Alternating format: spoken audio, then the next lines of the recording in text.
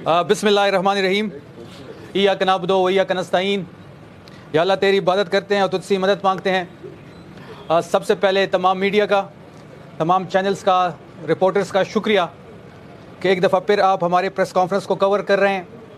और आप सबको यहाँ बुलाने का मकसद, कल जो हरिपुर में पंजाब में बाई इलेक्शन हुआ उसके मुतल्लिक पार्टी का मौक़िफ़ और गवर्नमेंट का मौक़िफ़ रखना था। जैसे आप सबको पता था कि कल खैबर पख्तूनख्वा में हरिपुर के मुकाम पे पाकिस्तान तहरीक इंसाफ ने बाई इलेक्शन में हिस्सा लिया और लाहौर की एक सीट पर जो मियाँ अज़हर साहब के इंतकाल की वजह से खाली हुई थी NA 129, उस पर पाकिस्तान तहरीक इंसाफ ने इलेक्शन कैंपेन में हिस्सा लिया और अपना उम्मीदवार नॉमिनेट करके मैदान में उतारा। अगर हम पस मंज़र देखें इलेक्शन की, और अगर हम 8 फरवरी को देखें कि 8 फरवरी में इस मुल्क में जिस तरीके से पूरे पाकिस्तान में, जिस तरीके से पंजाब में, खैबर पख्तूनख्वा में, सिंध में, बलोचिस्तान में इमरान खान के नाम पे इनकलाब, इमरान खान के नाम पे पाकिस्तानियों ने इमरान खान के उम्मीदवारों को ढूंढ के, उनके निशानात को ढूंढ के उन पे टप्पे लगाए और पूरे पाकिस्तान में पाकिस्तान तहरीक इंसाफ के उम्मीदवारों को कामयाब कराया। बदकिस्मती से पंजाब में, सिंध में और बलोचिस्तान में हमारे मैंडेट पे डाका डाला गया, हमारे मैंडेट को चोरी किया गया, हमारे रिजल्ट्स को फॉर्म 47 के ज़रिए तब्दील किया गया, हमारी हुकूमतें छीनी गई, हमारी सीटें छीनी गई। और उससे पहले भी आपने इस मुल्क में एक फसातियत और बर्बरियत देखी होगी जो 9 मई के बाद से शुरू हुई। असल में 9 मई जो था वो एक पाकिस्तान तहरीक इंसाफ के ख़िलाफ़ इस्तेमाल किया गया। 9 मई पाकिस्तान तहरीक इंसाफ ने नहीं किया। 9 मई उसने किया जिसने CCTV फुटेज छुड़ाई। 9 मई उसने किया जिसने 9 मई से फ़ायदा उठाया। 9 मई उसने किया जिसने तहरीक इंसाफ को तोड़ा। 9 मई उसने किया जिसने तहरीक इंसाफ से इंतखाबी निशान छीना। 9 मई उसने किया जिसने पाकिस्तान तहरीक इंसाफ के कारकुनों को जेल में डाला। 9 मई उसने किया जिसने पाकिस्तान तहरीक इंसाफ के कारकुनों पर FIRs काटी। 9 मई उसने किया जिसने पाकिस्तान तहरीक इंसाफ की लीडरशिप को जेलों में डाला। 9 मई उसने किया जिसने पाकिस्तान तहरीक इंसाफ के वर्कर्स को मिलिट्री कोर्ट्स में डाला। 9 मई उसने किया जिसने पाकिस्तान तहरीक इंसाफ के कायद को जाली मुकदमात के अंदर अडयाला जेल में बंद किया। तो 9 मई से तहरीक इंसाफ ने कुछ हासिल नहीं किया। 9 मई से जिसने जो कुछ हासिल किया वो अब सारी कौम के सामने है और ये बात बड़ी अया है कि 9 मई जिसने किया वो सबके सामने है।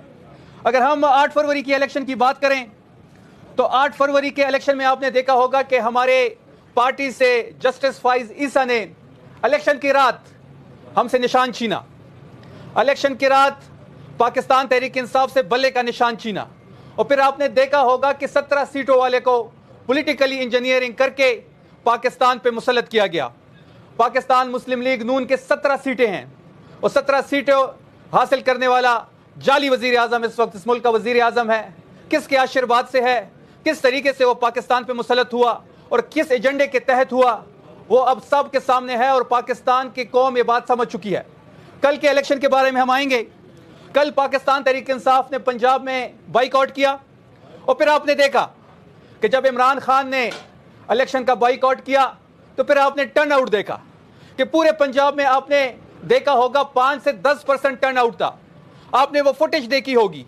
अगर कोई ये कहता है कि पंजाब में टर्न आउट ज़्यादा है, जो इनके फॉर्म 47 की रिजल्ट के मुताबिक टर्न आउट इन्होंने बताया है, तो कोई हमें फुटेज दिखाए। फिर कोई हमें फुटेज दिखाए कि इलेक्शन जो बूथ्स थे, वहाँ पे जो इलेक्शन सेंटर्स थे, जो इलेक्शन बूथ्स कायम किए गए थे, वहाँ पे रश क्यों नहीं था। कोई एक फुटेज हमें पूरे पंजाब से दिखाए कि किसी भी इलेक्शन बूथ पे वहाँ पे रश हो। तो जो टर्न आउट था वो 5 से 10% था। तो इमरान खान साहब का फैसला बिल्कुल दुरुस्त था और इमरान खान साहब को पता था कि इन्होंने किस तरह पंजाब में और खैबर पख्तूनख्वा में रिजल्ट्स को मैनिपुलेट करना है। उनको पता था अगर पाकिस्तान तहरीक इंसाफ पंजाब में हिस्सा लेगी तो उसके साथ क्या किया जाएगा। और आपने ये भी देखा होगा कि पंजाब और खैबर पख्तूनख्वा में इस बाई इलेक्शन में जो फ़र्क आपने देखा कि किस तरह यहाँ पे एक जमहूरी हुकूमत है, उसने किस तरह एक लेवल प्लेइंग फील्ड दी। सोहेल अफरीदी साहब ने, उसकी एडमिनिस्ट्रेशन ने, उसकी हुकूमत ने खैबर पख्तूनख्वा में मुस्लिम लीग नून को और बाकी पार्टियों को एक लेवल प्लेइंग फील्ड दी। और जब इसके बरकस आपने पंजाब में देखा, जहां लाहौर में हम इलेक्शन में हिस्सा ले रहे थे, तो NA 129 पे आपने देखा होगा कि वहां हम पे ना पोस्टर लगाने की हमें इजाज़त थी, نہ ہمیں جھنڈے لگانے کی اجازت تھی، نہ ہم کارنر میٹنگ کر سکتے تھے. ہمارے کارکنوں کو اٹھایا گیا، ہمارے لاہور کے صدر کو اٹھایا گیا، ہمارے جو لاہور کے جو ورکرز تھے، جو جلسہ کرتے تھے، جو ریلی کرتے تھے، جو کارنر میٹنگ کرتے تھے، اس پہ ایک ایف آئی آر کاٹ کے جھوٹی ایف آئی آر میں اس کو اٹھا لیا جاتا تھا یا اس کے خاندان کو ہراساں کیا جاتا تھا. بلکہ آپ نے برعکس خیبر پختونخوا میں دیکھا کہ پوری الیکشن کمپین میں، بابر نواز خان کے الیکشن کمپین میں کیپٹن صفدر پہلے دن سے خیبر پختونخوا میں موجود تھے.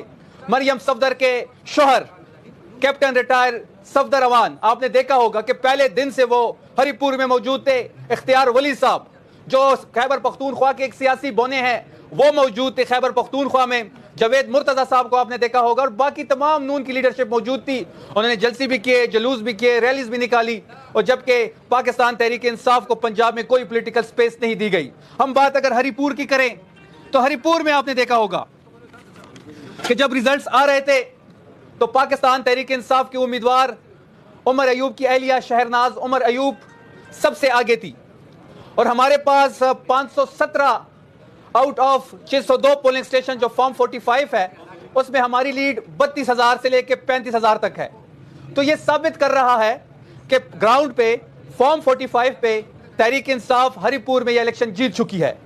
اب میں آپ کو آتا ہوں کہ اس الیکشن کو کیسے مینوپلیٹ کیا گیا، کس طرح آر اوز اور ڈی آر اوز کے ذریعے دھاندلی کروائی گئی، کس طرح الیکشن کمیشن کا جو آفس تھا، جو پہلے آر او کا آفس آپ کہہ سکتے ہیں وہ ڈگری کالج بوائز تھا، اس کو راتوں رات چینج کر کے گراؤنڈ پہ ایک گراؤنڈ وہاں پہ منتخب کیا گیا اور ادھر وہ آفس منتقل کیا جو کہ مخالف کینڈیڈیٹ بابر نواز خان کے ڈیرے کے ساتھ ہے. اس کی کالا بٹ کی جو تحصیل ہے وہاں پہ لے کے گئے، وہاں خندق کی کھودی گئی. اور آپ نے دیکھا ہوگا کہ جو آر اوز تھے اور ڈی آر اوز تھے وہ الیکشن کمیشن کی لگائے گئے تھے، وہ الیکشن کمیشن نے لگایا تھا. اور پھر آپ پروویژنل گورنمنٹ کو دیکھیں، پروویژنل گورنمنٹ کی جو ذمہ داری تھی، جو وزیر اعلیٰ اور اس کے ماتحت ایڈمنسٹریشن تھی، اس کی جو ذمہ داری تھی وہ یہ تھی کہ وہ پریزائڈنگ آفیسر سے فارم 45 لے. فارم 45 پہ پریزائڈنگ آفیسر کا بھی سائن ہونا چاہیے تھا، وہ بھی تھا، اور پولنگ ایجنٹ کا جو سائن تھا وہ بھی تھا.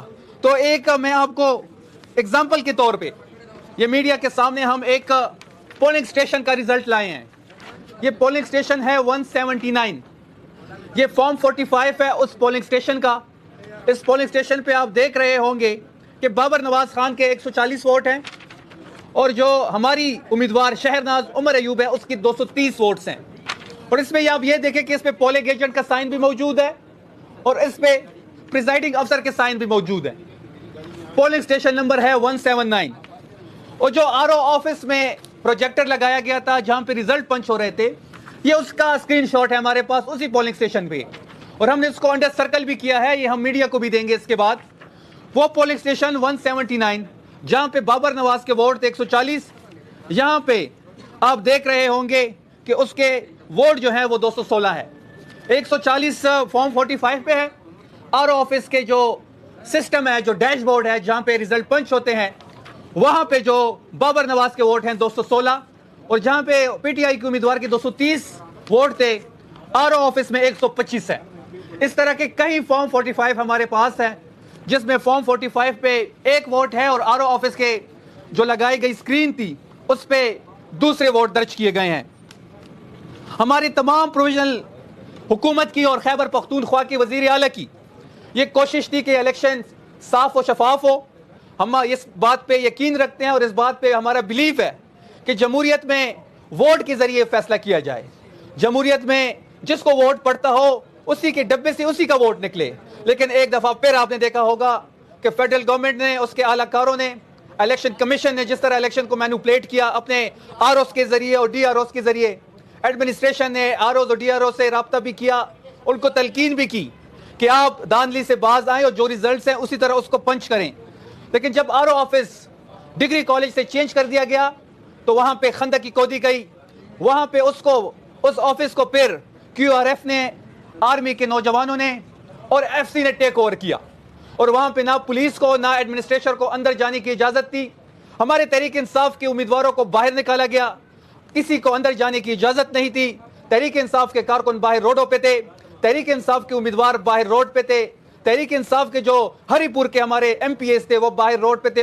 اندر جانے کی اجازت نہیں تھی کیونکہ وہاں ٹیک اوور ہو چکا تھا اور وہاں پہ ریزلٹ چینج کر دیے گئے تھے.